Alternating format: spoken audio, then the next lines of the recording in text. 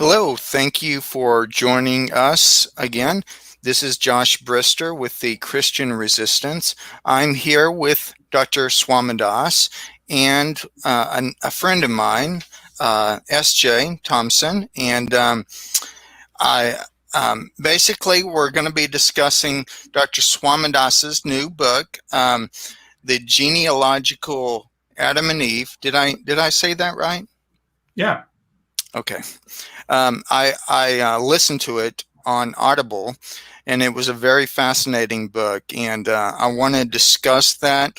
The We're going to be going over many various topics related to the historical Adam and Eve, the genealogical basis of that, and atheism, theism, and explanation, and common ground and divergence, and things we have in common but diverge from. So, SJ, welcome for you to be here first, and I thank you as a friend. Thank you for coming on and helping me do this. Thank you. I'm looking forward to it. Yes, and this is this is so great that you came on, Dr. Swamidass, and I really appreciate it. I hope people really get your book. It's really groundbreaking. I've learned so much. Been listening to you, Dr. Craig, William Lane Craig, who you're doing a book with, correct? And it should be on when? Well, so I helped him with his book, which is out now. It's been out for a month, and it's been an interesting conversation about that lately too. Okay, I wanna definitely read his book also. I've listened to some of y'all's back and forth interviews, going back and forth. But if you could just briefly tell our audience about yourself, why you wrote the book, and why you think it the significance it's playing, or why, because I really do think it was needed. It's a very valuable book and will be used and seen as noteworthy for a while. But could you introduce yourself and your book? Yeah, my name's Joshua Swamidass. I'm a professor at a secular institution, Washington University in St. Louis. I'm a scientist here. I'm also a Christian, and I've been really wondering about those questions of who we are and where we came from as humans for a long time. I was raised a young earth creationist. I was drawn to science. I saw the two stories, the sacred history in Genesis and the natural history I was learning about from science class, and I didn't really know how they fit together, and I wanted to make sense of it. But really, probably what pushed me the most towards writing this book is just how much confusion and even misrepresentation was happening about the science here. So part of the reason why I think this book has had an impact is not because of any particular view that I'm putting forward. I don't even really explain any of my personal views on Adam and Eve. Instead, it's really setting a lot of the science straight. And that's, I think, why it's going to be enduring. Because even if you disagree entirely with everything I say about Genesis, there's some really big misunderstandings about universal ancestry that get cleared up in this book. Yeah, and I think the evidence by taking a person who wants to take a 10,000-year-old Adam and Eve, that we came from Adam and Eve, a recent Adam and Eve, or an older Adam and Eve like Dr. Craig would do with, pushing the date back to about 500 to 750,000 years. I think the evidence is underdetermined. A Christian could go either way. Is that something, kind of the sentiments you've been arguing in this book? Well, from a scientific point of view, it's certainly underdetermined in that regard, because you really have to come down on where you are on particular theological points. So really, wherever you put Adam and Eve, he would be our genealogical ancestor. So that's really off the table now. Yeah. That's not really a deciding point. Really, wherever you put him, he could have been de novo created. So that also ends up being, without parents, and still there be common descent and legitimacy there. So that also really comes off the table too. So what is it that's pushing Bill Craig that far back. And this has been a little bit surprising for some people, but I think he's not unique in this. It's not about original sin, as some people would think. It's actually about his understanding of the image of God. He has a similar understanding as, for example, Hugh Ross at Reasons to Believe. The idea is that being fully human is to be in the image of God. To be in the image of God is to be fully human. And that's unique to Adam and Eve's lineage. They have those two different ideas together. This idea that that only the descendants of Adam and Eve can be fully human, and everyone else is not. Now, I don't really see the grounding for that. I mean, maybe they're correct, but those are 2 points they have to be correct on, and I don't actually think that they have a strong case for either one. But let's just say that they're right. If that's the case, well, then you're going to really want to look at the fossil record and the archaeological record to find out when fully human minds arise. And there's debate about that. And it might be as recent as 50,000 years ago. That's kind of recent.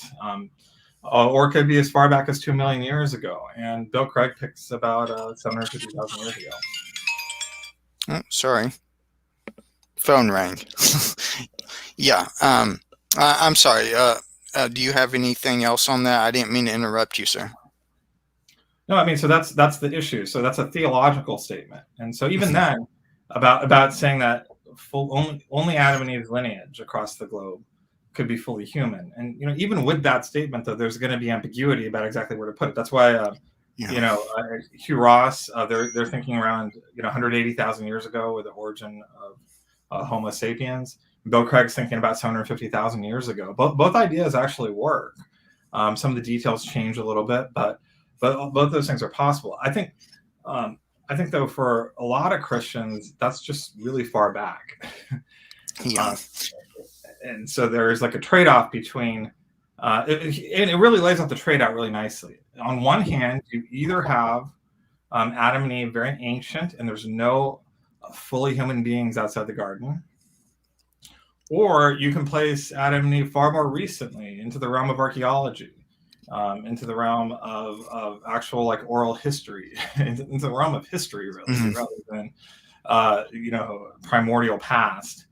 But there's fully human people outside the garden, and I think most Christians think that second one makes more sense. I mean, that actually has a deeper root in the Christian tradition, but a lot of faithful Christians will disagree with me, and they'll go down that trade-off with Bill Craig and Reasons to Believe, and that's okay. I think what's going on, though, is we have an opportunity to have a conversation now between these two traditions of the church and see what makes most sense. And I really like it that you're bringing together many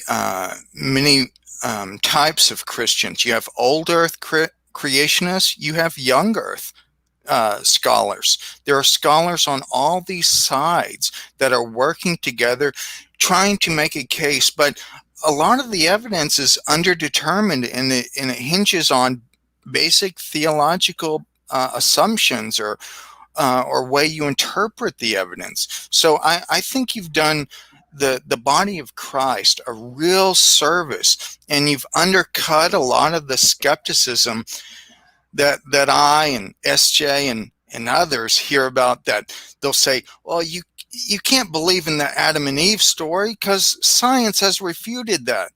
I think you've made it where there's a bridge to be made between that shows that science and biblical Christian faith can be compatible. Yeah, well, thanks. I appreciate that. I mean, a lot of people have tried to make reconciliations before, but they've usually done that by really ceding an immense amount of ground on Genesis and the Genesis tradition and theology.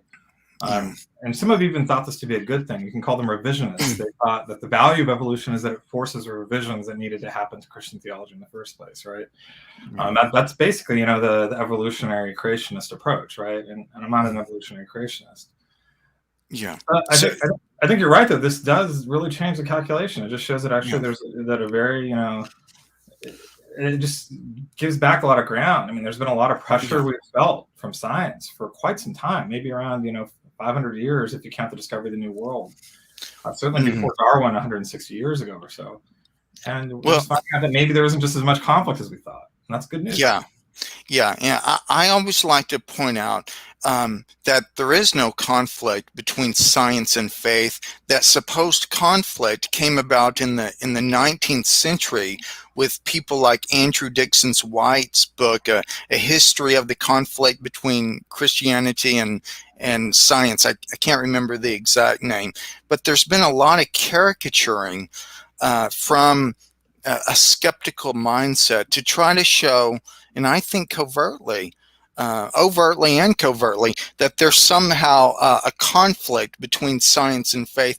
And I think you've really called the skeptics or the atheists bluff on this, that there really is no conflict. And yeah, I'm hoping to reread or re-listen to that book on Audible. So it was really great. SJ, you're welcome to come in. Well, I want to add though that Yes. it's not really Christians against the atheists here. Like, for the most part, atheist scientists have been very supportive of this because they care about science and they see that this makes space for Christian beliefs, and therefore it actually advances science. So atheists have not been the problem. Now atheist scientists, at least in general, have not been the problem. I think what's going on though is that, like, my books maybe sold around 5,000 copies or so right now. So that's good. That's a successful book for an academic book, for sure. That's like wildly successful. But here's the thing. I mean, most people have no idea. And I think a lot of the objections and stuff you're getting are just from people who just don't know yet. Both from the Christian side and the atheist side.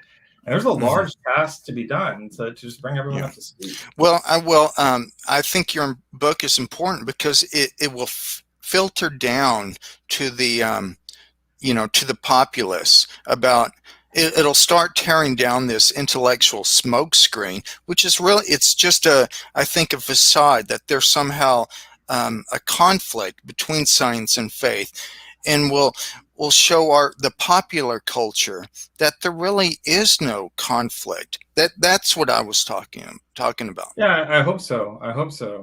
Like I said, I think it is a pretty big change. I mean, people really thought one way for quite some time. Yeah. Since long before we were born.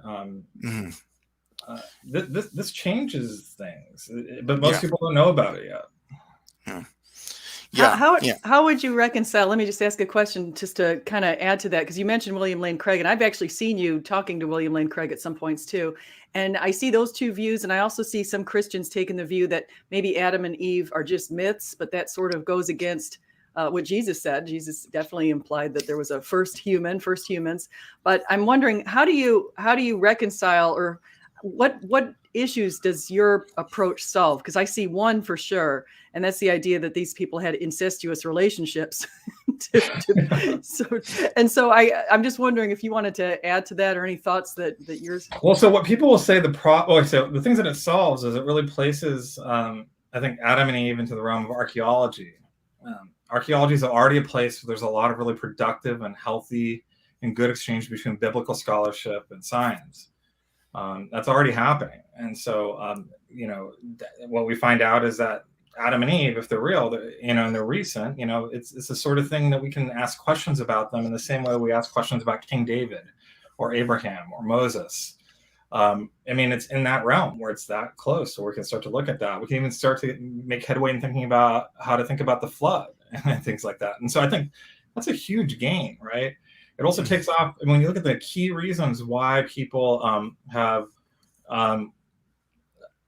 really held on to Adam and Eve, or the key things about Adam and Eve. Probably least important is the recency, but I just gave you that, right? Probably the next most important, which people have been least willing to give up, though some people have, is the idea of de novo creation, right? And it's been generally thought of that evolution is true, then Adam and Eve must have had parents. That just turns out to be like a frank logical error that really comes down to like misunderstanding the science, right?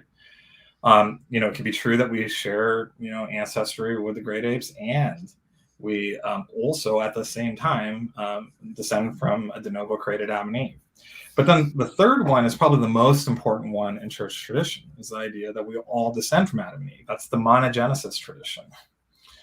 And in the past, people thought you just had to move Adam and Eve very, very ancient.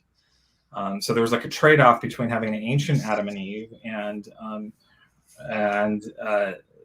with monogenesis versus a recent Adam and Eve without that, and having to do some clever things with Romans 5 and other stuff.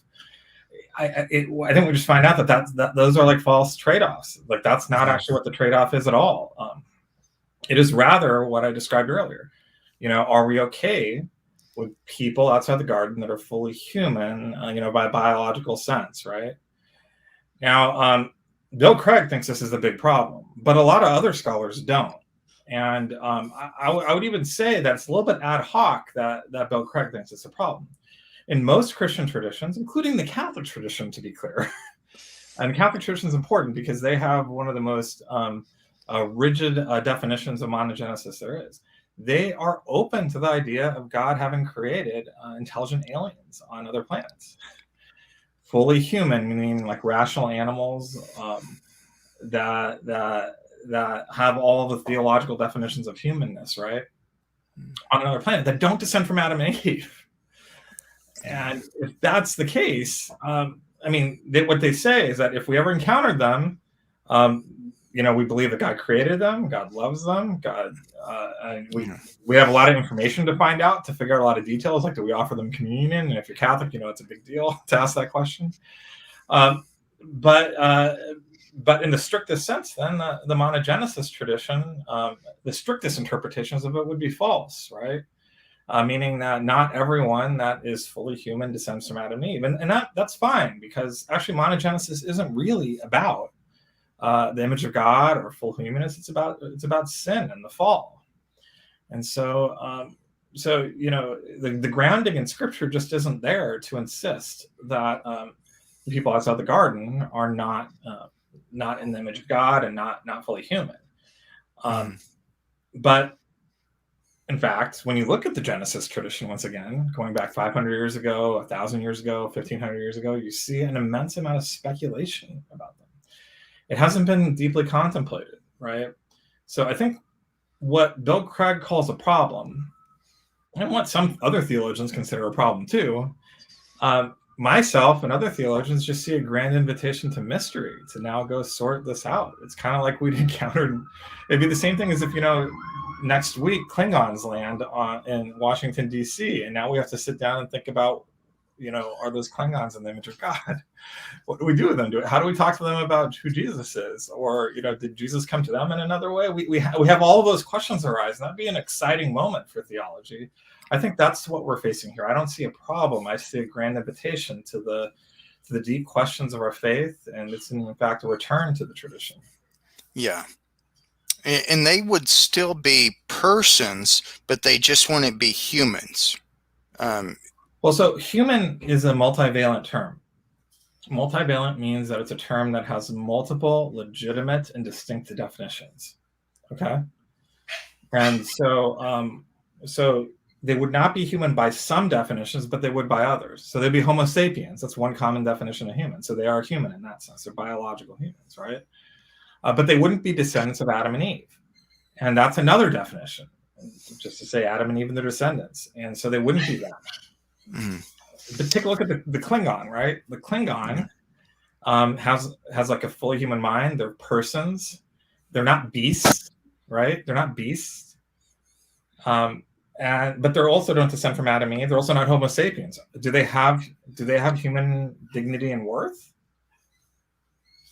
Well, yeah, I think they do, right? I mean, because there's something that's going on with them where that they have like a level of worth and dignity that's comparable to our own, if not exactly identical. And so that's the similar sort of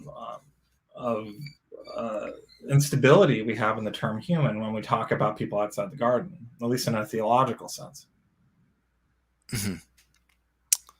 SJ, did you have anything else to follow up with that? Yeah, no, I think that's a good answer, and I think it's well thought out. I'm curious to know about the position, or if you want to talk about the global flood versus a local flood. And so I'm just wondering if because I have seen some interesting things that people have said. It's interesting that you can find different groups of people from the ancient times who said there was some sort of a flood, or they've got a flood myth in their theology. And so I'm just wondering if you've given some thought to that. Yeah. So I think the science really helps us a lot out here. But But we should start with Scripture, and Scripture doesn't talk about a global flood because there's no concept of a globe in Genesis. It talks about a universal flood across the Eretz, and universal is not the same thing as global. What it really calls us to ask is, what universe is it talking about?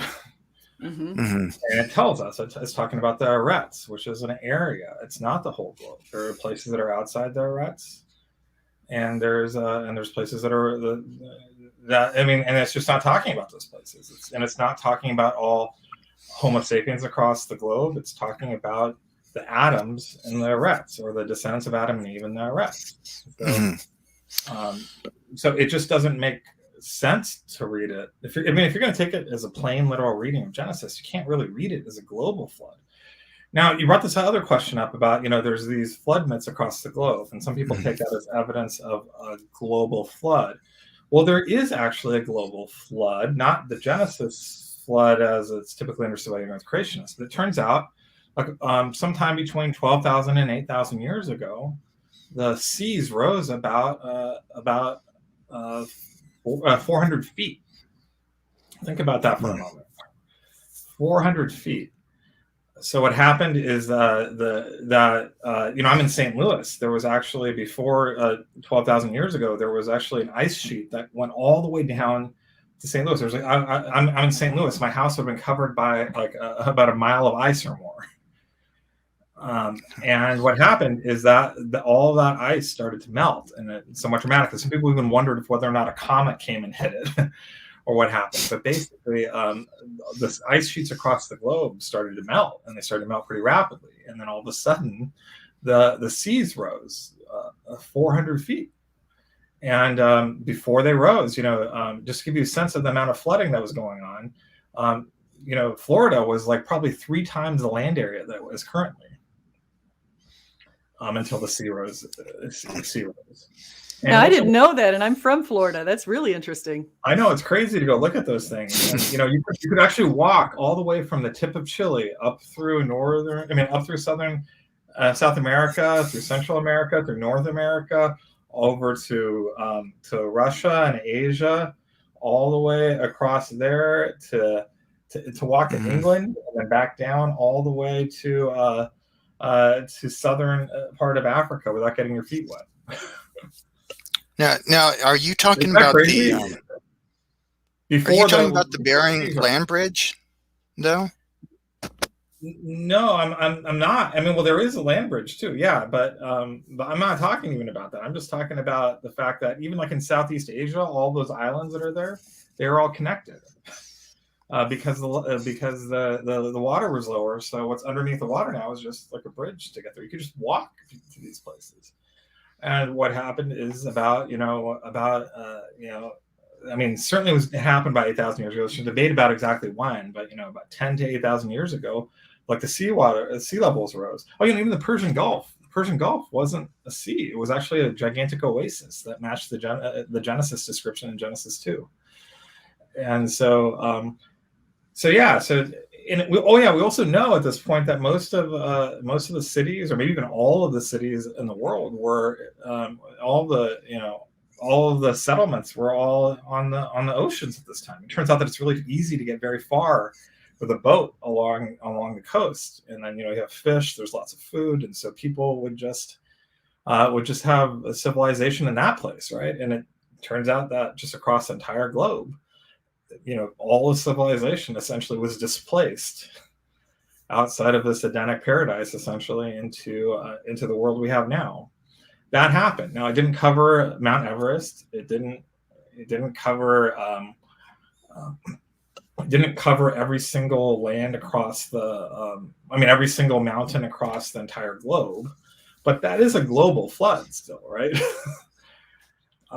Well, let me ask you, do you think that it's possible that the Genesis flood could be a reference to that event that happened between 8,000 and 10,000 years ago, 10,000 BC? Yeah, I have a lot of questions about it. I think it's pretty clear that Genesis seems to be referring to the Persian Gulf oasis. So that's one thing that does seem to be the case. There's questions about how this relates to the Genesis text. The other thing too, like you said, there's already all of these oral cultures across the world where they talk about a flood. So, it totally makes sense to wonder if Genesis is talking about that flood too.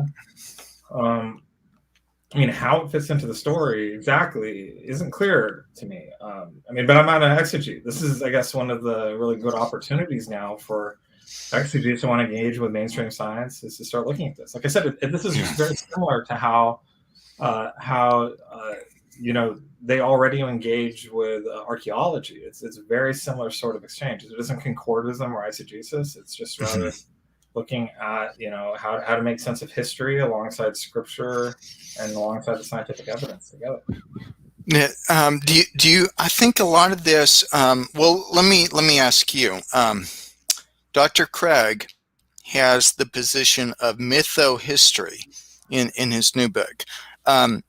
What you just said, do you think there could be a kernel of truth that there was an Adam and Eve, though the evidence is underdetermined, that there was a global flood, but we don't know when, but maybe science, maybe we can locate this, locate some of these things, for example, what you just described, at certain periods, though we're not sure. But how would the mytho-historical viewpoint of Dr. Craig interact with what you've been saying and delineating in your book? Well, I think the question of genre somewhat misses the point, in my opinion, as a non-biblical scholar. Genre doesn't tell you what is fiction and not fiction. So I think it's a bit of a category error to think that mytho-history tells you much about that. And I think certainly the genre is poetic in Genesis 1, but that doesn't mean it doesn't have a historical reference. We don't know if it's a nonfiction poem or not. I think on some level we all know it's nonfiction, right? Yeah. The question, though, is what exactly should be taken as concrete reality, at least in part, and what shouldn't. And just telling you the genre as a poem doesn't actually solve that problem. Likewise with the rest of Genesis 2 through 11. It's definitely very pictorial. It's definitely it's not speaking with scientific precision. If Adam and Eve were recent, this was probably rising out of an oral tradition. So there was likely, metaphorical embellishments placed on top of a historical narrative. But none of this really tells us what actually was a metaphor or not, or what needs to be taken that way or not. And so, a good way to put it, another way to explain this is, I have a friend who wrote a graphic novel about Dietrich von Bonhoeffer. It's called, I forgot the name of the book, but his name's John Hendricks. It's a great book, right? So Dietrich Bonhoeffer is actually a real person. He's a historical person. But this is a graphic novel, and graphic novels is a type of genre, right? It's a genre that it's a comic book. And comic books are obviously fictional, right? And so therefore, we should just conclude that Dietrich von Bonhoeffer is a fictional character, right? Well, you can see the problem. We kind of confuse genre with fiction versus nonfiction. Yeah. Now, because it is a comic book, we do think that there might be certain tropes that are thrown in that are not historical, right? Yeah. If Dietrich von Bonhoeffer appears in one scene with a cape on and a mask, that doesn't mean we actually think that's what was going on. And that could be, just playing with the genre to tell us something about him, right? And so I think so. I don't think we need to take it in this hyper literalistic sort of reading, but just saying it's mytho-history doesn't solve it. So I'm kind of giving you a longer answer, partly because the book just came out, so I can explain a lot more too. So what's going on then with Bill? I think what he's doing, he's saying it's mytho-history, but then he's really saying most of it is fiction. And I don't think that's the best sort of reading of Genesis. I think most evangelical Christians see intrinsic value in seeing Genesis play out in real history. And a minimal sort of reading like that doesn't make as much sense to us.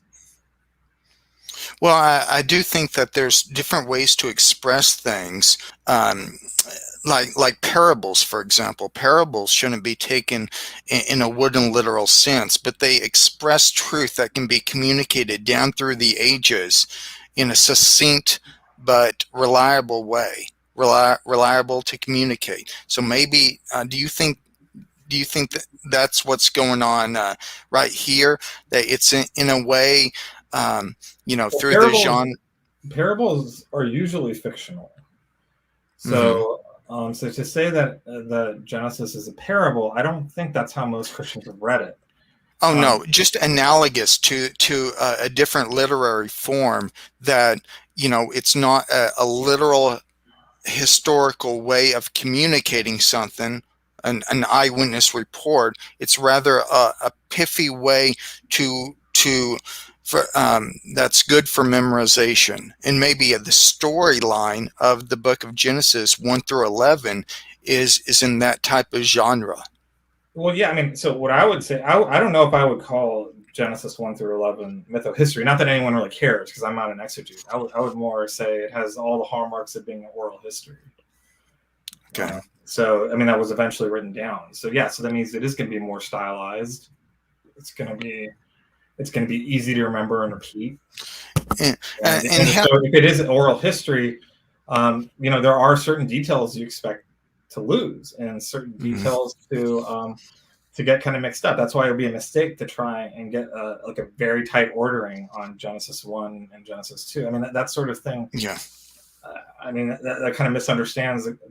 I mean, that is misunderstanding the genre. But I think the whole point is it's an oral history in the sense that it's really trying to tell us, look, these are some important things about the past. I mean, you've heard other stories, but this is what really happened. Yeah. Yeah. SJ, do you have anything? Oh, I find this very fascinating, and I've given it some thought, but I think one of the things that I've noticed throughout the Bible that I think you two might also be interested in is the fact that there's so much, the words are beautiful the way that they're put together. And I notice a lot of times there are a number of different types of approaches that are used, even throughout Genesis, but also in the other prophets and also in the New Testament, where you see the person wants to say a message, and so they'll repeat that in several different ways. And even if you look at the beginning, the very first words of Genesis, in the beginning, God created the heavens and the earth, and then it's kind of just falls down. And I'm wondering, have you ever looked at some of the ways that the book is constructed as far as the wording and any of that kind of stuff? Well, yeah, of course. I mean, I've been looking pretty closely at it. I think Genesis 1 really does look like poetry. I mean, I'm not saying it's fictional poetry. Mm-hmm. But it really does look like poetry. It's really interesting too how words are carried through, like the word Adam, and how it's used archetypally at times, and it's also used as a person at times, and how we're also defined in relation to that. It's also really interesting to see the difference in the usage of Asa versus bara in Genesis 1 and Genesis 2. I mean, I think one of the things that's most beautiful about it, honestly, is all of the tension, I would say, between Genesis 1 and Genesis 2. It's you have two very different accounts of creation that are held in tension somehow. Okay, now hold on. Literature. You think do you think Genesis 1 and Genesis 2 are different accounts? Because it seemed to me that I thought, let me just say, I think Dr. Craig thinks that they're the same account. No, he thinks they're different and they're recapitulating. So Genesis 1 tells a story, and then Genesis 2 is a different account that goes backwards in time and then retells part of the story. That's two different accounts. Okay. Yeah, I see it that way. But of the same event. Yeah, and I think that's one way to read it. I don't think that's how every Christian reads it. I mean, there's very good reason to wonder about that, and just take a more plain approach to say that Genesis 1 happens and then Genesis 2. I've got something that's kind of related, because I was just thinking of Genesis 3. So we've got the story of the serpent, the crafty serpent coming in there and tempting Eve, and then she goes and they eat the fruit of the tree, and the tree of knowledge of good and evil. But what I thought that was really interesting is my friend at work is Jewish, and she said, "Hey, you have to listen to this rabbi and what he has to say about the serpent and the fruit." And so I listened to the rabbi, and the rabbi said that the serpent did us a favor because it was actually a good thing that God secretly really wanted us to eat the fruit. And so we would know all of this stuff. And I thought, oh my gosh, that's completely against my theology. And I'm just wondering, I was just wondering, what are your thoughts on the crafty serpent? You think that's the same as Satan and appearing again at the end of the Bible? I mean, there's a lot of debate about that, right? But I mean, I think one interesting idea is you find out. So, I mean, Michael Heiser actually explains a lot of this, where he talks about how Satan is a title. It just means not that there isn't the devil or Lucifer, but rather that it's a title, kind of like, the defense lawyer or the prosecutor that has an assigned role. And so God is using, for example, in Job, the accuser to basically play a particular role in the divine court. And so, it really begs the question of why is the serpent even there? Why is he allowed to be there and tempt them? And where is God? God's omniscient, right? Why did he do this? So it's clear that God's allowing this to happen. And so we have to ask the question, why? You're also kind of left with the question of why is it that God even put the tree of good and evil there? I mean, now I think, from a literary point of view, from reading the narrative, it seems like God actually does intend to give him the tree of good and evil from that tree. However, not at that time. He hadn't given them permission to do it yet. So it's like they took it prematurely. Yeah, is the way I would put it. And God might have been testing them to see if they had the character to wait and to obey instead of taking that power for themselves. After reading your book, and I plan to read Dr. Craig's book and then reread your book, but I'm still I'm not certain how to interpret if I should look at it through mytho-history, because it seems like, as we discussed, there's a lot of figurative imagery in 1 through 11, and I think it could be saying that God is just sovereign. And I say this because contrast the Genesis account with the other accounts in the Near East at that time that are a jumble of different things, but you see a rational and logical order in the Genesis account 1 through 11. That it's talking about the sovereignty of God. Yeah, but that's. Do you think I agree with that. That doesn't tell you anything about whether Adam and Eve should be ancient or recent. That's true, regardless. Well, it might. Yeah, you're right. I cannot figure out which way, and I guess that's why your book is so brilliant, because it shows that there can be a lot of thoughtful Christians, old earth, young earth, that are on different sides of this. Yeah, well, I think this issue and can't find a position. Well, yeah, I mean, I think science doesn't herd us into a single answer, right? So that means we actually have to talk to each other and kind of think about, our different traditions and our different readings of Genesis and where our values are, and see if we can sort this out together. I mean, I think this question about whether or not we want to give up on, basically to go down the reasons to believe path and the Bill Craig path. Bill Craig more so than reasons to believe. You basically have to take more and more, if not all, of Genesis, as essentially myth, right? To preserve the idea that there is no fully human people outside the garden. And that's giving up quite a bit, I would say. That's giving up quite a lot. I mean, that is not how most people through history have read Genesis. And most of them were wondering about people outside the garden. So why exactly do we go away from that is the question. I mean, what's the grounding for that? I mean, I'm saying you can from a scientific point of view. And I put a lot of work in my personal reputation, my professional reputation, into protecting Bill Craig from illegitimate scientific, objections, right? But I don't think science should be used inappropriately against that. But what exactly is the grounding for that position? And I don't think that there is a good grounding. Yeah.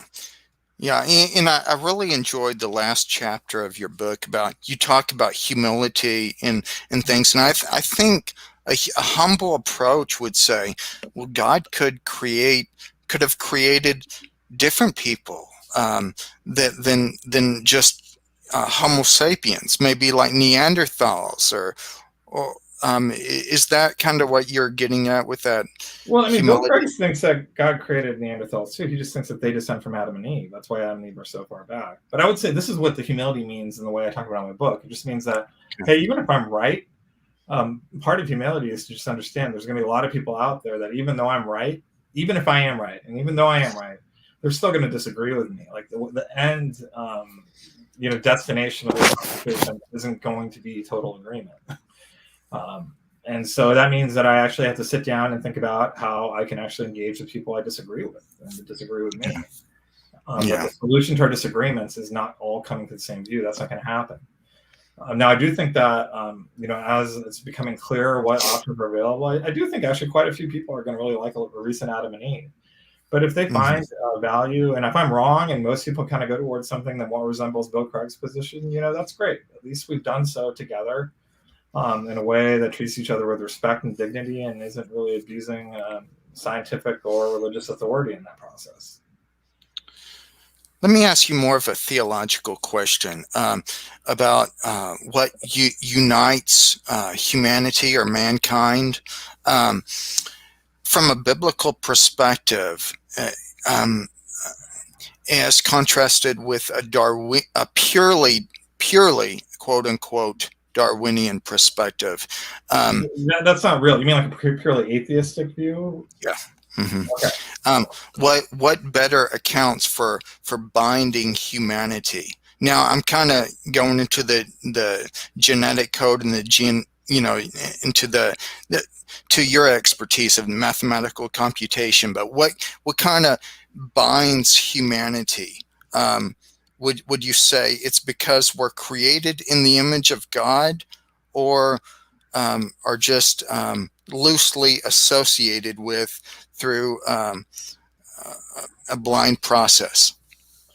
I think I don't think those things really get to the core of the question. I mean, I think what I'm really thankful about is that even a non-Christian who thinks that the Bible is nonsense and that God is not real and thinks the image of God is a joke, they actually have very strong grounding to believe that we're all the same kind and that we all have equal human worth and dignity. I'm very thankful that that is not something that's unique to Christianity.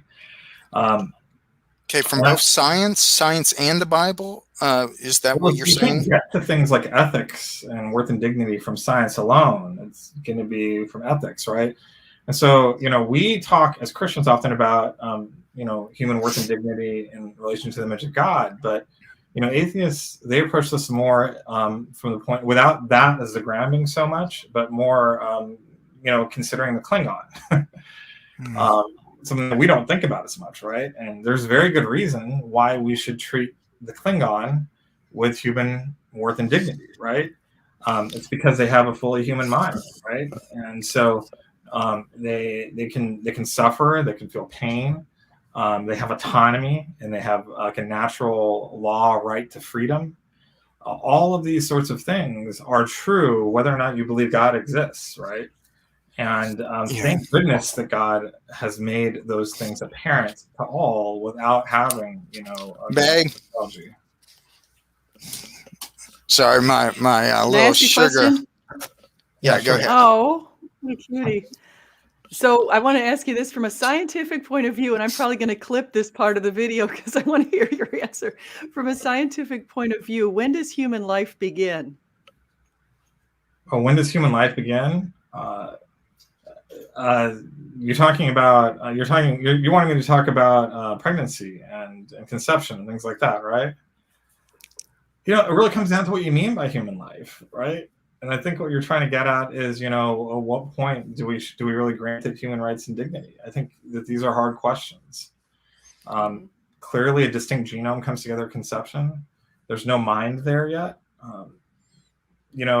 Some people will say the soul comes, but one question I really want to talk to some serious thinkers about is what's going on in cases where there's where there's a twins, where it starts out as a single cell, divides a bit, and then it splits into two pieces, and one becomes an individual and another one becomes another individual.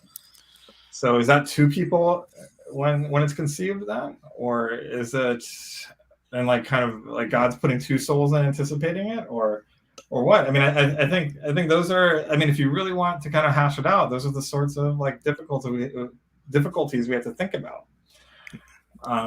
Difficulties maybe scientifically, but from a commonsensical viewpoint, do you think we can make other declarations or pronouncements? Common sense is in the eye of the beholder.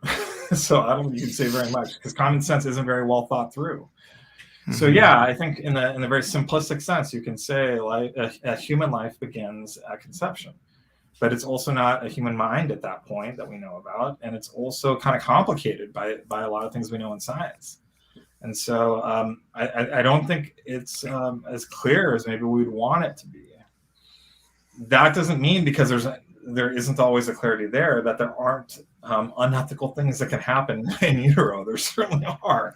So that isn't an argument for any sort of political response. I'm not giving a political answer. I'm giving a thoughtful Christian answer. I mean, I think there's an opportunity for some better dialogue between theology and science here.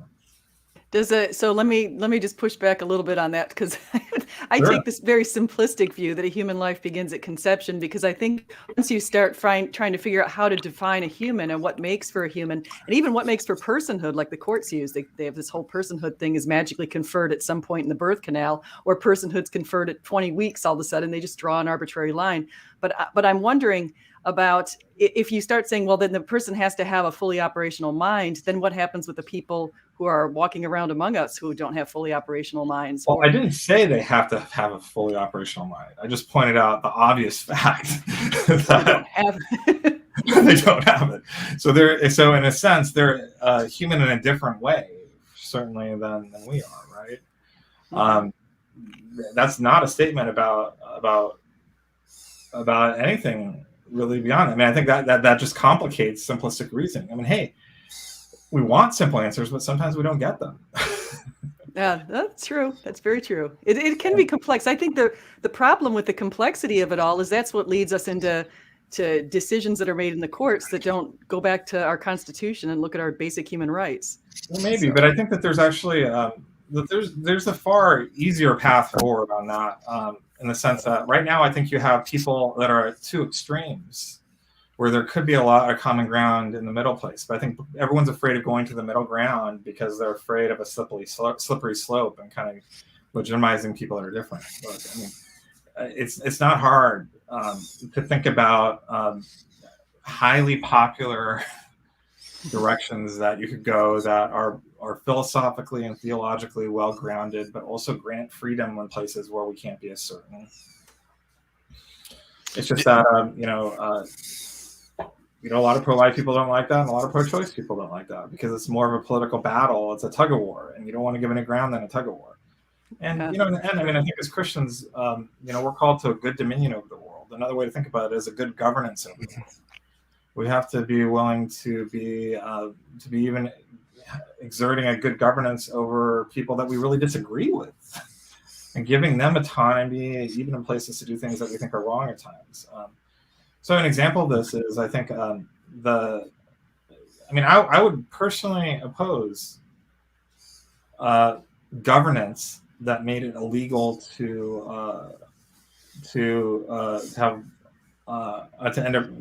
a pregnancy or have an abortion before 3 months. Not because it's right or wrong, but because I think that I don't know how that fits into good governance, if that makes sense. That's very different, and I think it can be up for debate. And I think in the same way, you could see how maybe there's reasons to actually put some rules down in the third trimester after 6 months, right?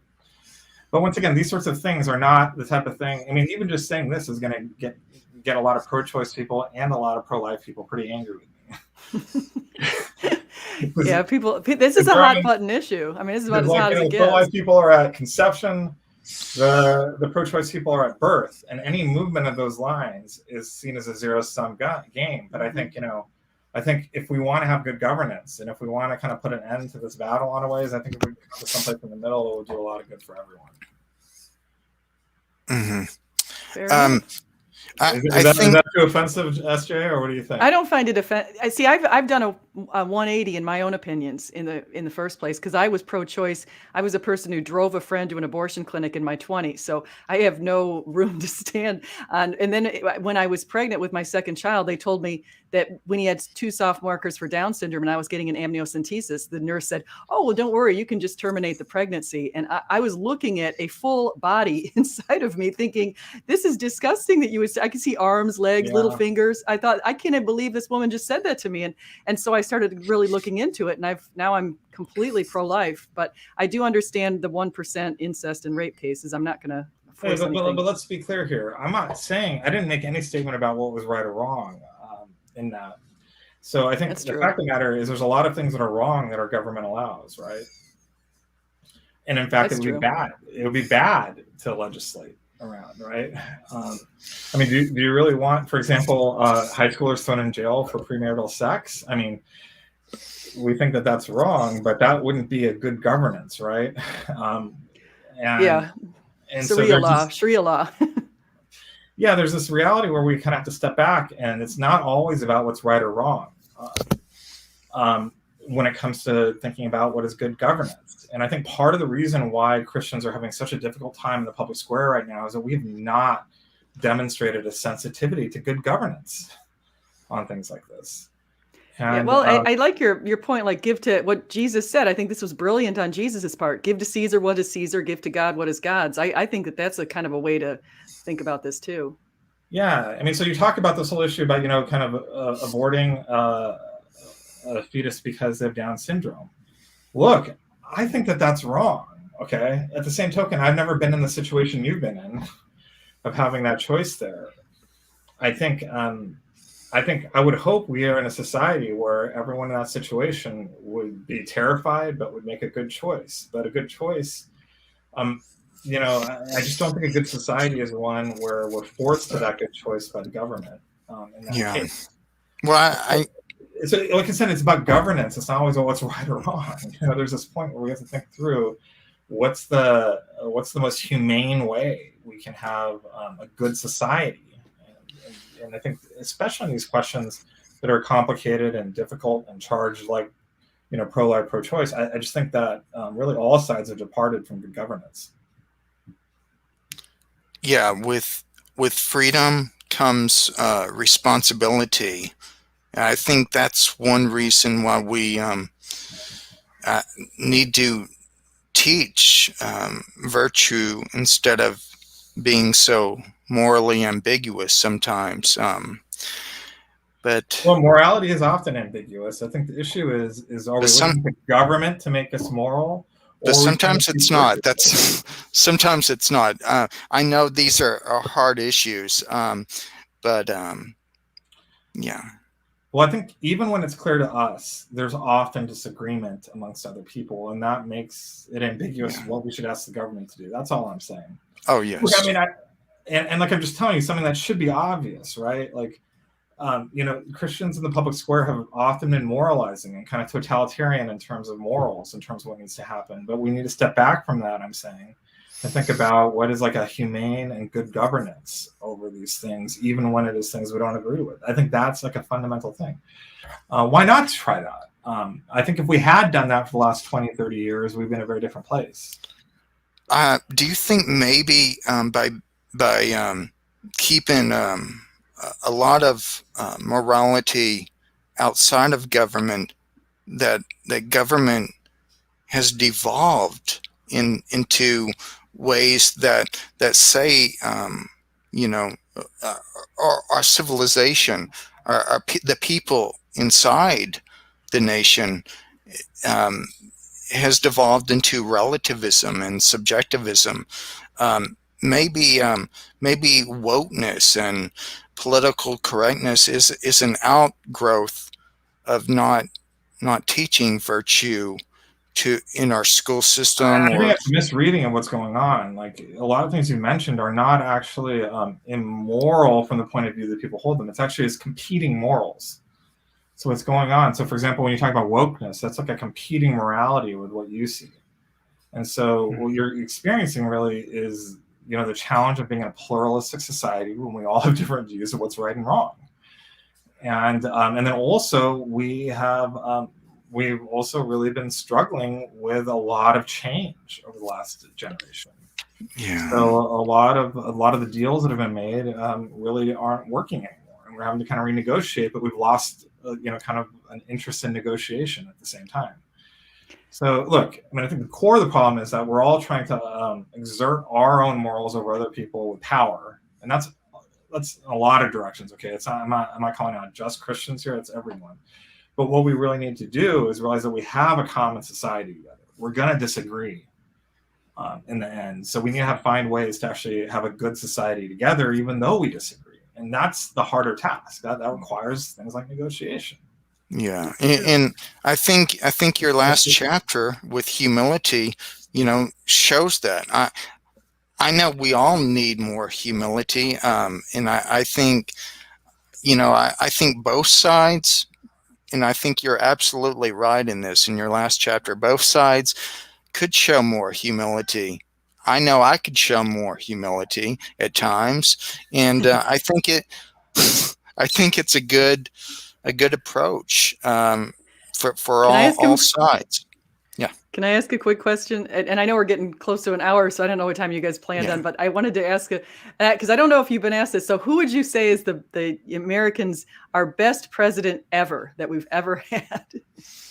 Just wondering if you thought about that. I don't know. That's hard to say. I mean, I could go with like the standard answer of George Washington, but I'll tell you why I liked him. I think it's because he laid down power when he could have stayed longer. Oh, that's a good answer. That's I think what made him truly great is that everyone wanted him to stay, but he realized that, he could have turned the United States into a dictatorship or like a de facto monarchy. But he laid down power. That's so bizarre in our world right now. Yeah, it almost seems otherworldly. I'm sorry. I keep interrupting you. Well, no problem. It's okay. I think right now, I think what we really need to do, though, is we need to think about how we wield power in society. Like right now, no one really has that great of a track record right now, but Christians don't have a good track record on governance and how we actually serve, not just in terms of like advocating for what we think is important, but advocating for what's going to be good for everyone. And what everyone, kind of finding that. I think if we could find ways to kind of recover that type of civic society, I think that there's something that's just so needed about that. So you keep on referencing the last chapter of the book. It's about tolerance, patience, and humility. That's I'm actually quoting John Inazu. He wrote a book called Confident Pluralism. He's a Christian professor here at WashU. He's a lawyer, a First Amendment lawyer. And this is really kind of the key issue that he's really trying to work out, is how do we actually have a good society in a world how do we pursue the common good when we disagree about what the common good is? How do we do that? And I think that's the fundamental task we have right now. It's very easy to kind of moralize and go just, kind of whip up people you agree with into a frenzy. But the bigger question is, how do we get motivated and animated about solving real problems to society alongside the people we really, really disagree with? Just to answer your question, having taught American and United States history at the high school level, the best president was the president who has the least influence. When government gets out of the way, I think, that's like a conservative talking point. The reality is, yeah. Give me a break, man. You got to do better than that. Okay, one more. How about instead of government intervention, we simply go back to Thomas Aquinas and start reading the classics? I don't think that's it, man. Either. I think that.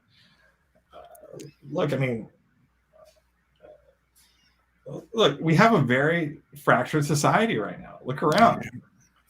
it's a very fractious society, and I think it's unstable. We don't know what's going to happen in the future, and it's becoming easier and easier to be in echo chambers. But look, what we need to do is get out of those echo chambers and actually realize, whether we like it or not, that idea of kind of choosing us that the echo chamber is really an illusion. The reality is, like, our neighbors are still our neighbors. We're still in the common country. There's still like a geography to where we are. So can we actually find a common society? That's a task, and that's going to not be, the siren call of having everyone agree with us. It's going to be rather this reality of, like, it's going to be coming into deeper connection and understanding of the people we most disagree with. Let me ask you a question, kind of a theological or a theological sociological question, Dr. Swamidass. You said we live in a fractured society, and no one can deny that. Do you think possibly going back to a more biblical centered view of even thinking the Adam and Eve, or a historical de novo created couple, do you think that might bind our nation together so we could unify more and heal these fractures? So mainly no, but maybe some yes. I wouldn't put it that way at all. I mean, I think the United States is not a Christian country when I look at the history of it. I mean, it was mainly founded by deists that were quite heterodox, if not heretical, in most of their beliefs. People like Thomas Jefferson. I think what's striking actually is a contrast between Jefferson and William Wilberforce. William Wilberforce was in England. He was actually Christian in a way that actually, non-violently got the British Empire out of slavery. In contrast, here we ended up in a mess that led to a civil war. And also remember, during this entire time, it's not just slavery. The way we're treating, we weren't treating Native Americans like they were in the image of God. We weren't treating African Americans like they were. And we could start talking about Asians and what happened with us too. We weren't treating Asians like they were in the image of God. I mean, like there was, I have a very hard time talking about going back to treating biblically, because that's biblical. I don't want to have anything to do with it. What about back to the 50s or something that was more of a unified viewpoint that still? That was Jim Crow, man. I don't know what you're talking about. That's a pretty dark time to be. Well, I don't think calling the United States. I don't want to go back to that time. Do you think? And it wasn't very unified. I think what's going on is that that it was a place where it was more stable in an unjust world, and I don't think stability and injustice is a good thing. I think what we have is an opportunity to do something different. Instead of looking back, we can pray the Lord's Prayer and pray that God's will is done on earth as it is in heaven. And I think one thing that should be obvious is that the United States, at no point in its history, was the kingdom of God. It was never as good as heaven. And anytime we talk about like going back in that type of nostalgic way, we're kind of turning our eyes away from the call of Christ to pray for God's kingdom to come to earth, for his will to be done on earth as it is in heaven. And you mentioned, and it's like a very otherly sort of goodness he's calling us to. And I pray for that. And I do think that there's an opportunity in rebinding our history of the fall. And a salience of that can help. So instead of looking to our country to be the goodness, we can understand how United States has fallen too. And God's called us to something greater than this kingdom.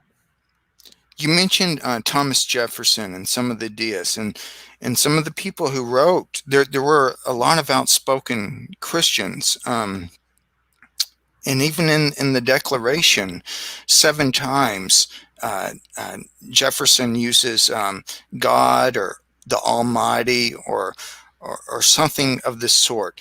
Do you think maybe a theistic, grounded United States? They weren't theistic though; they were deists. Well, I've seen an estimate by Greg Kuchel in Greg Kuchel's book that it was 61 out of 65 founding fathers were Christians in some denominations. So I mean, Jefferson considered himself a Christian too. I mean, he just cut out the resurrection and cut out all this stuff. I mean, like there was like, on the surface. But here's the thing: even if they were Christians, that makes it all the more disturbing. If this is the best that Christians can do, we have a real problem. I mean, like I get that. I mean, I love the United States, to be clear. I think the United States is one of the greatest experiments that's ever happened. I'm glad that I'm a citizen of this country and consider myself fortunate to.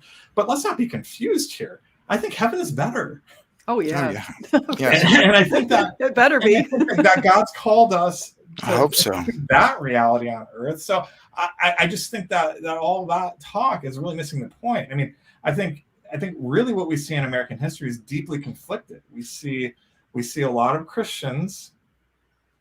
We also see a lot of abuse by Christians. I mean, look, the Southern Baptist Convention, I'm actually working as a visiting scientist at one of their seminaries right now. So I've been kind of learning about their history.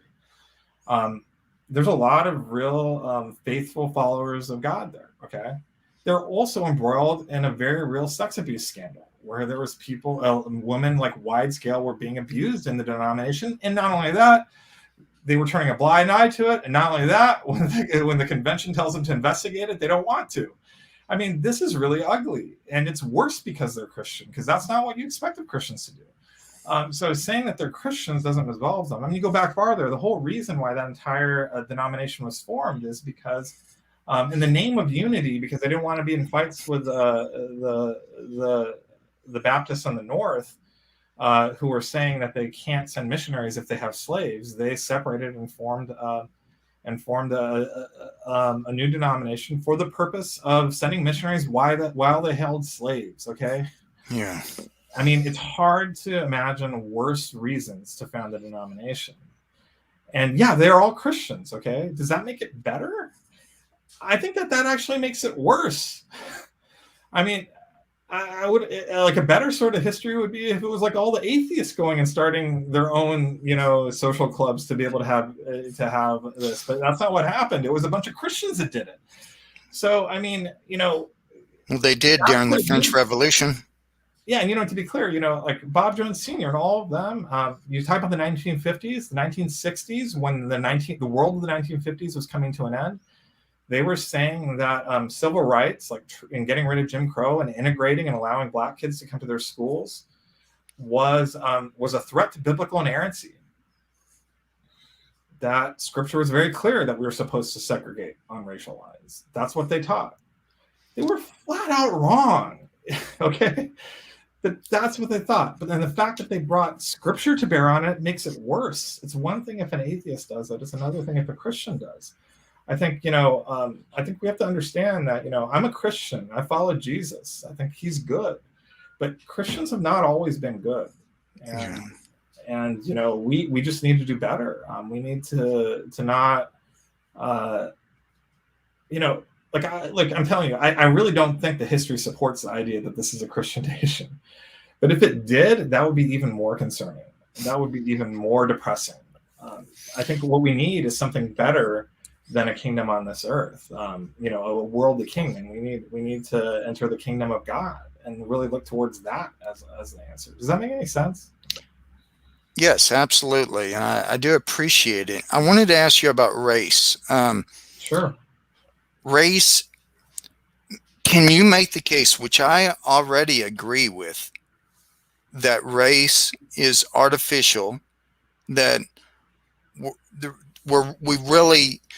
we really should do away with race? There's race is an artificial way to look at it, and you can divide humanity up in whatever way you want, but we have much more in common, and there's no reason to say, divide people by skin color. Scientifically.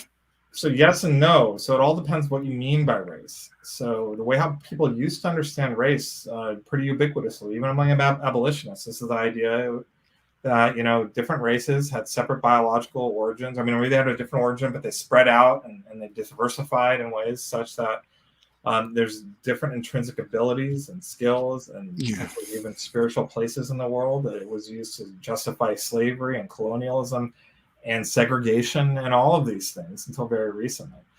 What we found out is that race is a false theory of origins, is that it's just not true. That we're far more mixed than we thought. That humans across the globe have far more in common biologically than anything else, and what we see as differences between populations is usually, much more strongly influenced by culture and upbringing than we would have really ever thought. Mm-hmm. So in that sense, race is a false theory of origins that is not a good account of the world, even though it seems to be.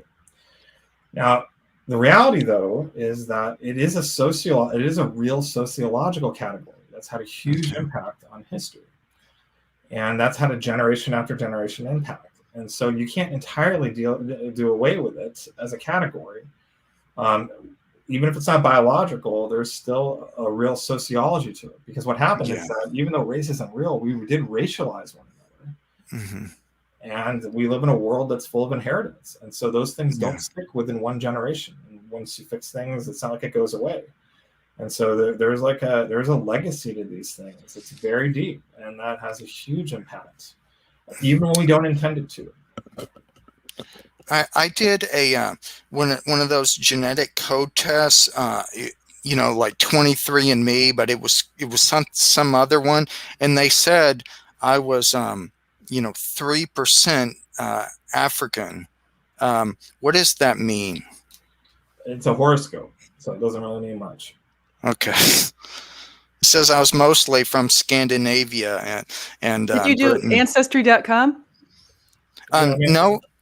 So these don't actually tell us very much. So the fact of the matter is, if you go back just a few thousand years, everyone across the globe is your ancestor. So So we're all African in that sense. And then the DNA that's in Africa, that's more common in Africa, doesn't make you less or more human. So it's not really salient.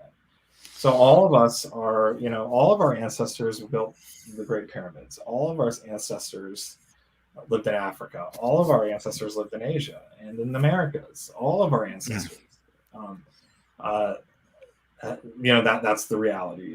And so what's going on in this test is something very, very different. It's just looking at something that is closer to a horoscope than anything about reality of who you are and what brought you here.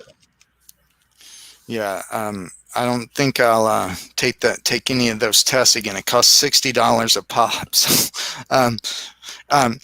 I know you have to go, and we've been at this a while. So, and I appreciate you've given so much great information, a lively exchange. Also, you said I was reading or listening that we could have civilization, mankind could have came from Africa, Europe or Asia. The evidence is underdetermined. I was under the impression that the first humans, Homo sapiens, came from Africa. Is the evidence underdetermined on that? I mean, that looks about right, but it all depends what you mean by human. You just said Homo sapiens, so yeah, sure. But there's other definitions of human, right? And depending on what definition you use, you're going to get different time points, different places, and things like that. The definition that I think we care about in theology, especially when you think about things like Romans 5, is Adam, Eve, and their descendants. And so that's actually very underdetermined. You basically go with science doesn't tell you. It's really what Scripture says. So people read Scripture differently. So then, there's a lot of ambiguity. Yeah. But that's not Homo sapiens. Homo sapiens would still arise, around 200,000 years ago in the middle, not in the Middle East, but in Northern Africa, approximately. Yeah. But that's also very much subject to debate and all the details. Yeah. Well, I think I will definitely reread your book. There's just so much information on there. Actually, like I said, I listened to it, and you can get information in a different way if you listen to it rather than if you read it in print. So I think I will also read it in print. So, Dr. Swamidass, I'm glad it served you. It has, and it's serving the body of Christ in a lot of different ways. I want to thank you for being on today, and just thank you so much. SJ, do you have any questions or anything else you want to say before we finish up? No, I want to thank. I've talked to now Dr. Swamidass a couple times, and so I just want to say thank you so much. And even sometimes if we have different viewpoints on different things, it's so important to come together and talk about them, and to be able to open up and talk about your sides and your points of view. Because otherwise, what kind of society would we be? At least I can say there's one ideal there. Open discussion needed. Yeah. And iron sharpens iron, and so I tried to think of something funny to say but I couldn't. Thank you so much, everybody, and really appreciate you listening. Dr. Swamidass, one last thing before you go. Are you releasing any more books, any more follow-up books to the Genealogical Adam and Eve book? Well, so if you want to follow what I'm doing, the best place to do it is at peacefulscience.org. So sign up for our mailing list there. I'm sure I'll write a book again someday. I'm not currently working on it. I was helping Bill Craig with his book that came out, and I'm really glad to see that come out. I ended up not being an author on it, and that's okay. I think his book really adds just an immense amount to the conversation, which is important. Not that I agree with all of it, of course. But, I'm thinking about some other things. I mean, one real possibility is to start writing about race. So that's something where I think there's a real need for some better voices, or some different sorts of voices, to help us think through those questions without getting stuck in a lot of the old back and forths. Yeah. And I always like to tell people this, that the greatest race is the race created, we're created in the image of God. That's who we are. That's what binds us. And thank you so much for both of you for being on. I appreciate it. Thank you. Bye-bye, guys. Let me end this.